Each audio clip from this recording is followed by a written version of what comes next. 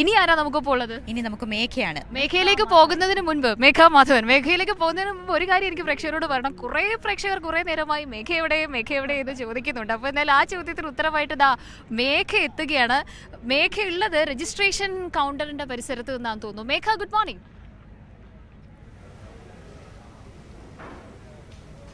Very good morning Kavya അന്ന.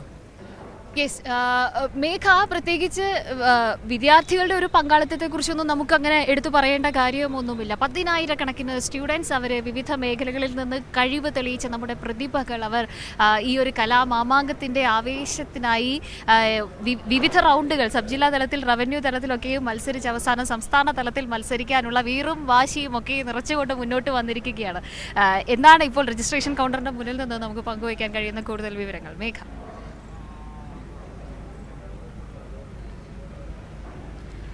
കാവ്യ അന്ന, 25 വേദികൾ, 15,000-ലധികം കലാകാരന്മാർ. ഇതാ രജിസ്ട്രേഷൻ കൗണ്ടറുകൾ, രജിസ്ട്രേഷൻ ഇപ്പോഴും നടന്നുകൊണ്ടിരിക്കുകയാണ്. ഇന്നത്തെ ദിവസത്തെ ഏകദേശം രജിസ്ട്രേഷനുകളൊക്കെ തന്നെയും പൂർത്തിയാക്കി എന്നതാണ് അധ്യാപകർ പറയുന്നത്. ഓരോ ജില്ലകളിൽ നിന്നുള്ള അധ്യാപകർക്ക് ഓരോ ജില്ല തിരിച്ച് ചുമതല നൽകിയിട്ടുണ്ട്. ഓരോ ജില്ലകൾക്ക് പ്രത്യേക കൗണ്ടറുകൾ നമുക്ക് കാണാം. കണ്ണൂർ, മലപ്പുറം, കോഴിക്കോട്, കാസർഗോഡ്, അങ്ങനെ ഓരോ ജില്ലകൾക്കും ഓരോ കൗണ്ടറുകളാണ് രൂപീകരിച്ചിരിക്കുന്നത്. ഇവിടെ നിന്ന് അങ്ങ് വേദിയിലെത്തുന്നത് വരെ ഈ അധ്യാപകർ ായിരിക്കും ചുമതല എന്നതാണ് മനസ്സിലാക്കാൻ കഴിയുന്നത്. ഇന്നത്തെ പ്രധാനപ്പെട്ട ഇനങ്ങളുടെ എല്ലാം തന്നെ രജിസ്ട്രേഷൻ പൂർത്തിയാക്കി കഴിഞ്ഞു. എന്നാലും ആളുകൾ വരുന്നതിനനുസരിച്ച് ഓരോ തരത്തിൽ രജിസ്ട്രേഷൻ ഓരോ ഇടങ്ങളിലായി നടക്കുന്നു. അധ്യാപകർക്ക് ഒരു ടീം തന്നെയാണ്, അധ്യാപകരുടെ ഒരു ടീം തന്നെയുണ്ട്. കോഴിക്കോട് ജില്ല, അപ്പം കാസർഗോഡ് ജില്ലയുടെ ചുമതലയുള്ള അധ്യാപകരാണ് ഇവിടെയുള്ളത്. അവർ രാവിലെ മുതൽ തന്നെ അവരവരുടെ ജോലികളിലാണ്. ഏതായാലും അവർക്ക് ആശ്വാസം എന്നത് ഇന്നത്തെ പ്രധാനപ്പെട്ട ഇനങ്ങളുടെ ഒക്കെ തന്നെയും രജിസ്ട്രേഷൻ ഏകദേശം പൂർത്തിയായി കഴിഞ്ഞു. എന്നാലും വിദ്യാർത്ഥികൾ വരുന്നതിനനുസരിച്ച് കലാകാരന്മാരെ സ്വീകരിക്കാൻ വേണ്ടി എല്ലാ തയ്യാറെടുപ്പുകളും ഇവർ നടത്തുകയും ചെയ്തിട്ടുണ്ട്. കോഴിക്കോട് ജില്ലയിൽ നിന്നുള്ള ഒരു അധ്യാപകൻ ആണ് എനിക്കിപ്പം ചേരുന്നത്. എങ്ങനെയാണ് നമുക്ക് ചോദിക്കാം, അധ്യാപകർ എല്ലാവരും തിരക്ക് പിടിച്ച പണിയിലായിരിക്കും അല്ലേ? കുഴപ്പമില്ല. രജിസ്ട്രേഷനൊക്കെ പൂർത്തിയാക്കിയിട്ടുണ്ടോ? ഇന്നത്തെ 100% ഇന്നത്തെ രജിസ്ട്രേഷൻ, ഇന്നത്തെ മത്സരാർത്ഥികളുള്ള എല്ലാം കൊടുത്തു കഴിഞ്ഞു. ഞങ്ങൾ ഇന്നലെ മുതൽ കോഴിക്കോട് റൂമാണ് സജീവമായിട്ടുള്ളത്. 24 മണിക്കൂർ വർക്ക് ചെയ്യുന്ന ഒരു ഓഫീസാണ് കോഴിക്കോട് ജില്ലാ ടീം. ഈ കോഴിക്കോട് നിന്ന് വരുന്ന ടീം എന്താ ചെയ്യേണ്ടത്? ഇവിടെ വന്നു കഴിഞ്ഞാൽ നേരെ നിങ്ങളെ നേരെ അവർ റെയിൽവേ സ്റ്റേഷനിൽ എത്തിയാൽ ഉടനെ വിളിക്കും, അല്ലെങ്കിൽ ഞങ്ങൾ അങ്ങോട്ട് വിളിക്കുന്നു. അവരെത്തിക്കഴിഞ്ഞാൽ അവരോട് കൃത്യമായ ലൊക്കേഷൻ കൊടുത്തിട്ടുണ്ട്, ഗ്രൂപ്പിൽ അറിയിച്ചിട്ടുണ്ട്. അവരിവിടെ വരുന്നു, പാർട്ടിസിപ്പൻ കാർഡും ID കാർഡും കൈപ്പറ്റുന്നു. കൃത്യമായി ഇവിടുന്ന് അറിയിച്ച ശേഷം അവരവരുടെ വേദിയിലേക്ക് പോകുന്നു. ഇവിടെ വന്ന് വേദിയിലെത്തുന്നത് വരെ നിങ്ങൾ ഉത്തരവാദിത്തമായിരിക്കും? വേദിയിലെത്താനല്ല, വേദിയിലെത്തി അവർക്ക് റിസൾട്ട് പബ്ലിഷ് ചെയ്തു. അതിന് റിസൾട്ടുമായി ബന്ധപ്പെട്ട് സർട്ടിഫിക്കറ്റ് വാങ്ങുന്നത് വരെ ഞങ്ങൾ ഉത്തരവാദിത്തം. അവർ തിരിച്ചു പോകുന്നവരെ മുഴുവൻ ഉത്തരവാദിത്വം ഈ ജില്ലാ ടീമിൻ്റെ ഉത്തരവാദിത്തമാണ്.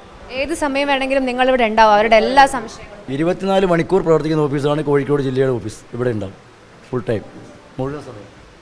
ഏതായാലും 24 മണിക്കൂറും പ്രവർത്തിക്കും. എന്ത് പ്രശ്നങ്ങൾ വന്നാലും ഇതാ കോഴിക്കോട് ജില്ലക്കാർ ഇവരെ ബന്ധപ്പെട്ടാൽ മതി. കോഴിക്കോട് ജില്ലക്കാർ മാത്രമല്ല, ഓരോ ജില്ലകൾക്കും അങ്ങനെ ഓരോ കൗണ്ടറുകൾ ഉണ്ട്. വിദ്യാർത്ഥികളുടെ എല്ലാ പ്രശ്നങ്ങളും ഒക്കെ തന്നെയും പരിഹരിച്ച് സ്റ്റേജിൽ എത്തിച്ചു നൽകും. സ്റ്റേജിൽ നിന്നുള്ള പെർഫോമൻസ് അവരുടെ ഉത്തരവാദിത്തമാണ്. അതിനുശേഷം വീണ്ടും എന്ത് പ്രശ്നങ്ങളുണ്ടെങ്കിലും പരിഹരിച്ച് തരാം എന്നതാണ് അധ്യാപകരും പറയുന്നത്. ഏതായാലും രാവിലെ 7 മണി കഴിഞ്ഞതിന് പിന്നാലെ തന്നെ രജിസ്ട്രേഷനും സജീവമായി തന്നെ നടക്കുന്നു. മറ്റ് പല ജില്ലകളിൽ നിന്നും ഓരോ ജില്ലകൾക്കും ഓരോ കൗണ്ടർ മാത്രമുണ്ട്. ഞാൻ പക്ഷപാതം കാണിച്ചതല്ല, കോഴിക്കോട്ടുകാരി ആയതുകൊണ്ട് ഇവിടേക്ക് വന്നതല്ല.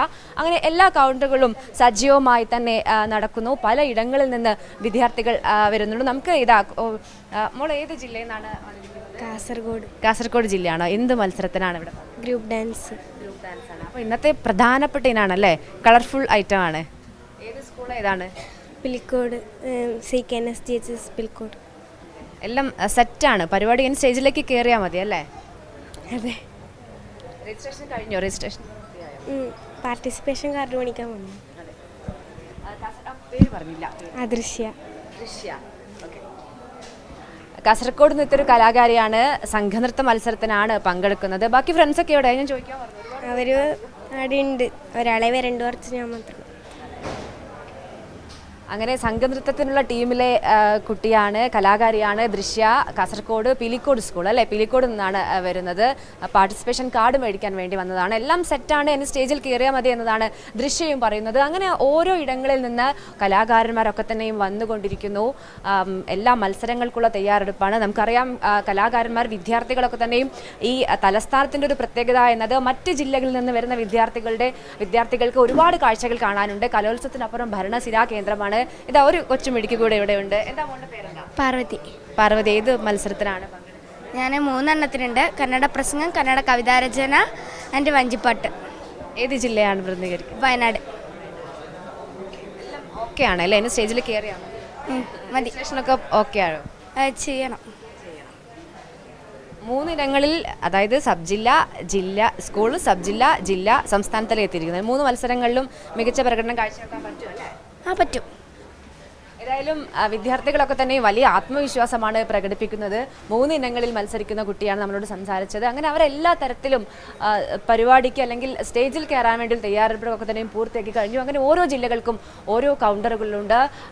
ആൺകുട്ടികളാണെങ്കിലും പെൺകുട്ടികളാണെങ്കിലും ഏറ്റവും കൂടുതൽ മത്സരിക്കുന്നത് വിദ്യാർത്ഥിനികളാണ്. ഏറ്റവും കൂടുതൽ വിദ്യാർത്ഥികൾ എത്തുന്നത് കോഴിക്കോട് ജില്ലയിൽ നിന്നാണ്. തൊട്ട് പിന്നിൽ പാലക്കാട് ജില്ല. അങ്ങനെ ഏകദേശം മണിക്കൂറുകൾ മാത്രമാണ് ബാക്കിയുള്ളത് ഔപചാരിക ഉദ്ഘാടനത്തിന്. അതിനുശേഷം തിരുവനന്തപുരം തലസ്ഥാനമായി മാറും.